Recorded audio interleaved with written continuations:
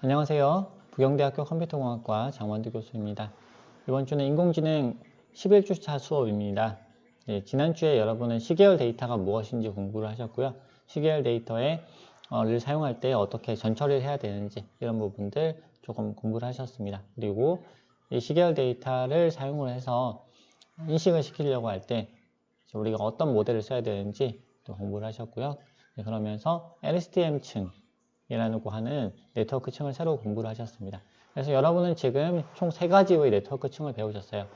이제 덴스 층, 즉 완전 연결층이라고 하는 네트워크 층을 하나 배우셨고요. 그 다음에 합성곱 층이라고 하는 이제 이미지에 주로 사용된다고 말씀드렸죠. 요거를 이제 배우셨고, 그 다음에 이제 LSTM 층, 이제 시계열 데이터에 이제 사용되는 LSTM 층에 대해서 공부를 하셨습니다.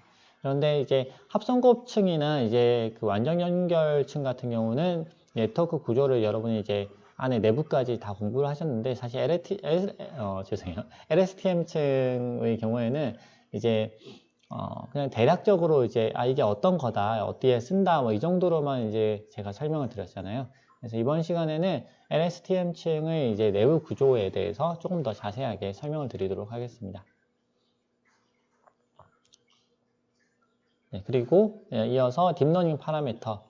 파라미터가 이제 사실 많이 있었는데 CNN도 그랬고 이제 LSTM도 그랬고 이제 제가 그 파라미터들을 기본 파라미터 디폴트로 그냥 세팅을 해드리고 거기에 대해서 이제 어떻게 조정을 해야 된다라는 부분들을 이제 그렇게 자세하게 설명을 드리지 않았었어요. 그래서 이제 그 파라미터의 종류를 각각의 의미를 좀 설명을 드리고 그 다음에 파라미터 최적화를 어떻게 진행을 할 수 있을지 또 말씀을 드리도록 하겠습니다. 자, 먼저 LSTM층입니다. 요거 지난주에 보셨죠, 이 그림. 네. LSTM층 인터넷에 검색해 보시면 이런 이미지가 맨 처음에 나와요. 자, 그러면서 이제 얘기를 하죠. 이제 시계열 데이터를 효과적으로 학습하기 위한 모델이다. 신호의 변화를 효과적으로 학습한다. 뭐 이런 얘기를 쭉 해요. 그런데 이게 사실 이렇게 해가지고 여러분한테 만약에 LSTM이 무엇인지 설명을 해봐라 라고 하면 이 슬라이드를 그대로 들고 와서 이렇게 설명을 하실 수는 있겠죠. 그런데 이게 각각이 무엇을 의미하는지 이게 사실은 체감이 되지 않잖아요. 그래서 요거를 조금 더 모델을 깊이 들어가면서 왜 이게 가능한지 그리고 도대체 이게 반복 모델 이제 이라고 하는 것이 우리가 어떤 것을 말하는 것인지 왜 우리가 반복 모델이라고 얘기를 하는 것인지 그런 것들을 이제 살펴볼 예정입니다. 자, 그래서 이제 LSTM이라고 하는 것이 우리가 이제 지난주에 다뤘는데 크게 봤을 때는 이제 반복 이제 네트워크 층이라고 하는 RNN의 이제 그런 하위 개념이거든요. 그래서 RNN의 내부 구조를 먼저 설명을 드리고요. RNN을 이해를 하시면 그 다음에 LSTM을 이해하시는 것이 굉장히 이제 그렇게까지 어렵진 않아요. 그래서 RNN은 먼저 이제 설명을 드리도록 하겠습니다. 자, 완전 연결층이 어떻게 돼 있었나 한번 기억을 한번 떠올려 보시기 바랍니다. 네, 이 이미지가 떠올랐다면 여러분은 이제 공부를 제대로 하는 거예요. 이제 떠오르지 않았다면 공부는 하셨겠지만 이미 이제 기억의 저편으로 이렇게 날아간 거죠. 다시 한번 이제 기억을 되살려 봅시다. 지금 뭔가 조금 이상하죠? 원래 봤던 이미지하고 뭐가 달라졌죠? 제가 옆으로 눕혔습니다. 왜 눕혔냐면 요거를 이제 우리가 이제부터 네트워크 층을 이렇게 저렇게 이제 계속해서 쌓아 나가야 되는데 옆으로 하면은 이게 조금 제가 설명하고 그림 그리기가 조금 어렵거든요. 그래서 일부러 좀 눕혀봤습니다. 어떨 때는 이제 논문이나 뭐 다른 책들 봐도 어떤 경우에는 이걸 옆으로 이제 해놓기도 하고 어떤 경우에는 뭐 이렇게 세로로 이렇게 쌓기도 하고 이렇습니다. 자, 보면 어떤 데이터가 입력이 되고요. 그 다음에 입력되는 데이터를 받아가지고 그 입력받은 데이터를 아웃 출력으로 만들어냅니다. 그죠? 내부가 어떻게 되어 있나 하는 부분은 뭐 이렇게 연결이 되어 있다라고 하는 거죠. 그래서 들어오는 이제 입력 곱하기 이 가중치, 입력 곱하기 가중치, 입력 곱하기 가중치 해가지고 최종적으로 어떤 출력이 만들어진다라는 것이 이제 어떤 기본적인 구조가 되는 거죠. 그래서 예를 들어서 이제 지금 제가 1, 0, 0, 0, 0, 0 넣었어요. 1, 0, 0, 0, 0, 0, 0일 때 어떤 출력을 만들어내고 싶은데 그것이 1, 0, 0, 0, 0일 때는 0이라는 출력을 만들어내고 그 외의 경우는 1을 만들어내고 싶다라고 한다면 1일 때 1하고 연결되어 있는 이 노드가 노드의 값을 어떻게 할 것인지가 사실 굉장히 중요해지는 거죠. 그죠? 이제 요 웨이트를 만약에 1로 잡아버렸어요. 1로 잡으면 1이 들어가면 출력은 1이 나오겠죠. 곱하니까 기본적으로. 나머지는 0이니까 더해봤자 곱해서 더해봤자 다 이 부분이 사라지게 되는 거죠. 자, 그렇습니다. 그래서 이제 곱해서 이제 최종적으로 이 부분에서는 더하는 거죠. 더해서 출력을 만들어냅니다. 이제 실제적으로는 요거를 이제 우리가 액티베이션 펑션을 이제 그 활성화 함수를 지정을 해줬잖아요. 그래서 요 끝에서 이제 바로 나가는 것이 아니고 여기서 활성화 함수를 거쳐가지고 이렇게 나가게 됩니다. 그 부분은 조금 기억을 해주시고요. 뭐 이런 식으로 되어 있었다라는 것을 이제 기억을 좀 다시 떠올려 주시기 바랍니다. 학습은 어떤 식으로 이루어졌죠? 학습은 여기서 에러를 체크를 해요. 출력 부분에서 에러를 체크해서 출력에서 발생하는 에러를 반대쪽으로 휴 보냅니다. 그래서 이 에러를 최소화시키는 방향으로 웨이트를 조절을 한다. 라고 이제 여러분이 다시 기억해 보시면 되겠습니다. 자, RNN입니다. RNN은 오히려 이제 좀 단순해요. 구조가. 그렇죠? 요거하고 보시면 더 훨씬 단순하죠. 자, 어떤 입력이 있습니다. 입력이 있는데 RNN 같은 경우는 입력이 따로따로 들어가는 것이 아니고 차례대로 들어갑니다. 그래서 I1이 있고 2가 있고 3이 있고 4가 있고 5가 있다면 요것을 한꺼번에 집어넣는 것이 아니고 한 개씩 넣어요. 1번 넣고 그 다음에 1번 넣고 그 다음에 2번 넣고 그 다음에 3번 넣고 4번 넣고 5번 넣어요. 자, 이렇게 하면서 순차적으로 넣고 안에를 변환시키고 넣고 바꾸고를 반복을 하게 됩니다. 이게 RNN층입니다. 자, 다른 거를 일단 조금 개념이 잡히시나요? 지금 완전 연결층에서는 입력을 한꺼번에 착 다 넣었어요. 1, 2, 3, 4 다 한꺼번에 넣어가지고 웨이트 쫙 계산해가지고 출력을 만들어냈어요. 그런데 RNN에서는 이제 리커런트 모델에서는 얘가 한 개씩 넣는 거죠. 자, 그럼 한 개씩 넣는 거하고 한꺼번에 넣는 거하고 어떤 차이가 있을까요? 자, 한 개씩 넣는다고 할 때 보시면 요 안에 네트워크 구조가 굉장히 단순해집니다. 자, 네트워크 구조가 지금 가중치가 여기서는 몇 개였어요? 만약에 5개만 있다고 하더라도 여기 가중치가 여기 5개가 지금 들어가게 되죠. 여기는 5개가 입력이 5개가 있는데 가중치가 몇 개예요? 입력하고 연결된 게 1개. 자, 여기 위에 이상한 가중치가 하나 더 있는데 얘까지 합쳐도 2개. 자, 입력이 만약에 5개가 아니고 10개다. 어떻게 될까요? 네, 그래도 가중치 숫자는 변함이 없습니다. 그래서 이제 RNN이 사실은 이 완전 연결층에 비해서 훨씬 단순한 모델이에요. 그래서 단순하다는 얘기는 뭐냐면 복잡한 걸 학습하기가 어려워요. 사실은 RNN 같은 경우는 이제 얘에 비해서 더 어렵습니다. 그냥 단순하게 완전 연결층 1개, RNN층 1개 뭐 이렇게 비교를 했을 때는 그렇습니다. 자, 그러면 이제 이 RNN은 도대체 어떻게 해서 학습을 하는 걸까요? 자, 한 개씩 들어갑니다. 한 개씩 들어가는데 들어간 다음에 입력 곱하기 요 가중치가 여기 출력으로 가요. 자, 그런데 보시면 여기에 뭔가 하나 더 달려있죠. 요거는 뭐냐면 이전 상태에서의 출력이에요. 얘는 반복이라고 했잖아요. 리커런트 해가지고 얘가 출력이 나오면 나온 출력을 다시 입력으로 집어넣습니다. 그렇죠? 이게 원래는 굉장히 단순한데 입력하고 출력하고 이거 하나만 연결되어 있으면 이거는 뭔가 이제 어떤 복잡한 네트워크, 뭔가를 학습할 수 있는 네트워크라고 하기가 사실 민망하잖아요. 그런데 얘는 나온 출력을 다시 넣습니다. 그래서 이제 결과적으로는 입력이 2개가 돼요. 자, 얘도 입력이고 얘도 입력이에요. 그래서 i1을 넣을 때 i1을 여기다 집어넣고요. 그 다음에 이전 상태가 없잖아요. 처음 넣으니까 요거는 뭐 랜덤하게 준다 혹은 0으로 준다 이렇게 넣을 수가 있습니다. 자, 0으로 넣는다고 생각을 해보겠습니다. 0인 상태에서는 가중치가 뭐 랜덤하게 되어 있겠지만 랜덤한 거를 곱해도 어쨌든 결과는 0이 됩니다. 그리고 입력에 어떤 가중치를 곱해가지고 여기다 넣죠. 그 다음에 얘는 B라고 하는 건 뭐냐면요. 얘는 바이어스라고 해가지고 더하는 거예요. 이제 요거를 우리가 어떤 하나의 출력을 만들어낼 때 요거는 AX 그죠? 어떤 값하고 A하고 요걸 뭐 A라고 할까요? WAX가 되는 거죠. AX. 그래서 두 개를 곱한 거를 결과로 내는데 우리가 원하는 값이 안 나올 수도 있잖아요. 곱만 해가지고는. 그래서 하나를 더 더해줍니다. 예, 그게 바이어스입니다. 자, 그래서 이제 I 곱하기 W 더하기 H 곱하기 W 더하기 B가 이제 출력이 나오고요. 여기서 나온 출력을 활성화 함수를 이제 거치게 해줍니다. 활성화 함수는 이전에 이제 다른 네트워크층에서 이미 여러분에게 설명을 한번 드렸었는데요.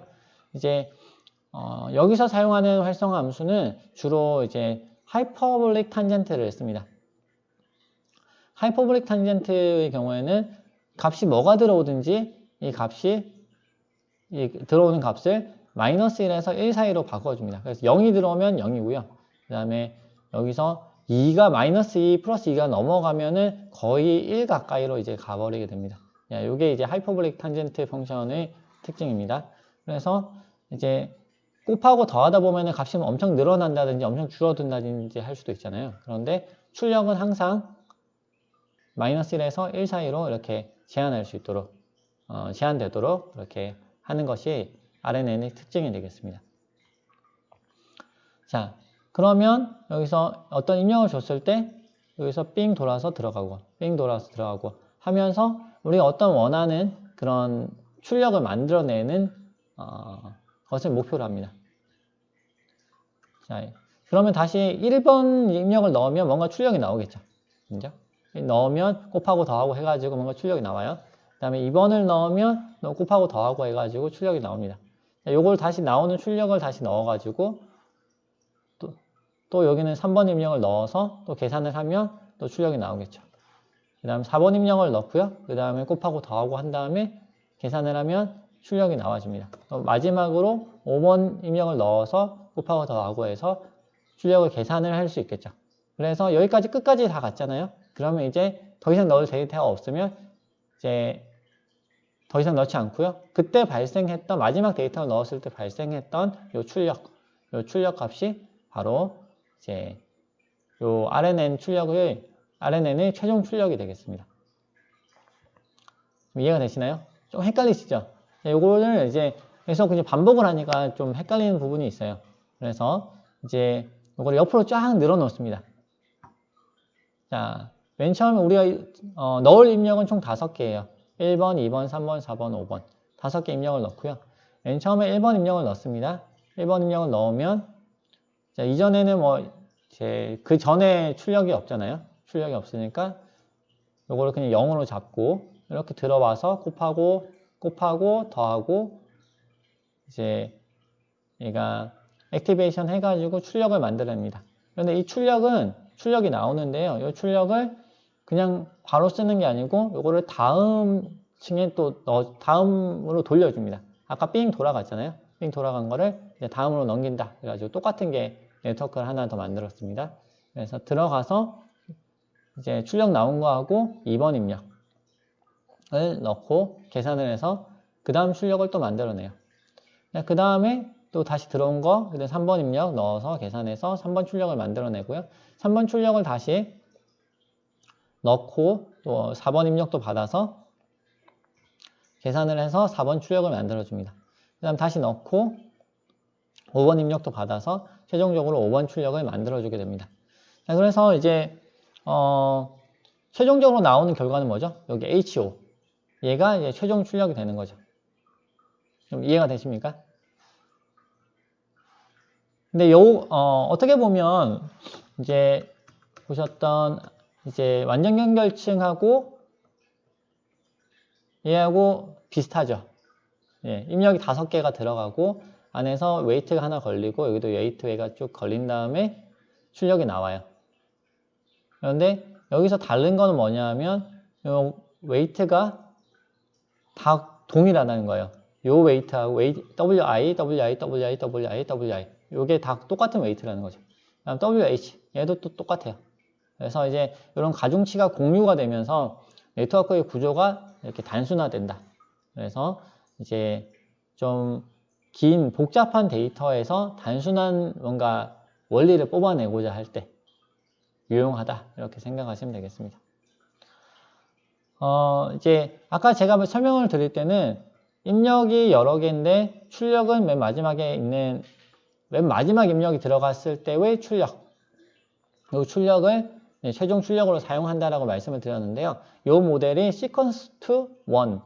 그래서 여러 개의 이제 긴 데이터를 입력으로 주고 한 개의 출력을 뽑아내는 그런 이제 모델이 되겠습니다. 그리고 이제 사실 각각의 스텝마다 타임마다 출력이 나오잖아요. 이 출력을 다 쓸 수도 있어요. 그래서 이 출력을 다 쓰는 경우는 우리가 뭐라고 하냐면 출력을 이제 여러 개 이제 쓰는 경우는 뭐라고 하냐면 sequence to sequence, SEQ to SEQ 이렇게 줄여가지고 많이 쓰는데요. 그래서 이제 어떤 출력이 하나만 내는 게 우리가 원하는 게 아니고 그 하나하나의 과정에서 나오는 모든 출력을 좀 사용하고 싶다라고 할 때는 이제 시퀀스 투 시퀀스 모델을 씁니다. 그래서 보통은 이제 여러분이 어떤 모델을 예측을 한다 아니면 어떤 것을 이제 분류를 한다 이렇게 되면 대부분 시퀀스 투 원 모델을 쓰는 것이 일반적이고요. 그런데 이제 예측을 하는 것 중에서도 특별히 이제 요거를 통으로 예측을 하고 싶을 때가 있어요. 그럴 때는 이제 시퀀스 투 시퀀스 모델을 이제 쓰기도 합니다. 예측을 할 때 하나만 예측하는 경우에는 시퀀스 투 원을 하면 되고요. 이거를 좀 길게 예측을 하고 싶을 수 있어요. 혹은 요거를 주어진 데이터를 다른 걸로 완전히 변환을 시키는 네트워크를 만들고 싶을 수도 있어요. 그래서 그런 경우에는 시퀀스 투 시퀀스를 사용한다라는 거고요. 또 그리고 LSTM을 쓸 때 이걸 LSTM 층을 여러 개 쓸 수 있어요. 컨볼루셔널 네트워크 층도 사실 여러분이 이제 여러 개 쌓아가지고 쓰셨잖아요. LSTM 층도 여러 개 쌓아서 쓰실 수가 있는데 그 경우에 이제 중간층이나 처음층의 경우에는 여기 sequence to sequence 모델을 쓰셔야 되고 그 다음에 마지막 층에서는 sequence to one을 써야 됩니다. 자, 그리고 여기서 이제 하나 이제 놓치면 안 되는 게 뭐냐면요. 입력 데이터 여기 I1, I2, I3, I4 이렇게 돼 있는데 이 입력 데이터는 다차원 벡터일 수도 있습니다. 자, 여기 숫자 하나로 아까 설명을 드렸잖아요. 얘가 1이고 얘가 2고 얘가 3이고 얘가 4고 얘가 5다. 이렇게 설명을 드렸는데 1, 2, 3, 4, 5가 그렇게 들어갈 수도 있겠지만 그게 아니고 얘가 값이 이제 얘가 1,3, 얘는 2,4, 얘는 3,4, 5,4, 6,4 이런 식으로 뭐 두 개의 데이터가 쌍으로 이루어져 가지고 들어갈 수도 있겠죠. 그렇죠? 그리고 뭐 3개의 쌍으로 들어갈 수도 있고요. 4개의 쌍으로 들어갈 수도 있습니다. 그래서 그 부분을 기억을 해 두셔야 되겠습니다. 네. 그래서 이제 먼저 이제 sequence to one이라고 하는 모델을 이제 한번 조금 살펴보도록 하겠습니다. 그래서 아까 다 설명을 드렸어요. 이제 위쪽에 좀 복잡한 거는 싹 지워버렸죠. 그래서 입력이 들어가서 죄송합니다. 입력이 들어가서 이제 1번 넣고 결과 나온 거 2번 다시 넣고 또 넣어서 3번 넣고 4번 넣고 5번 넣어가지고 최종적으로 결과가 나왔습니다.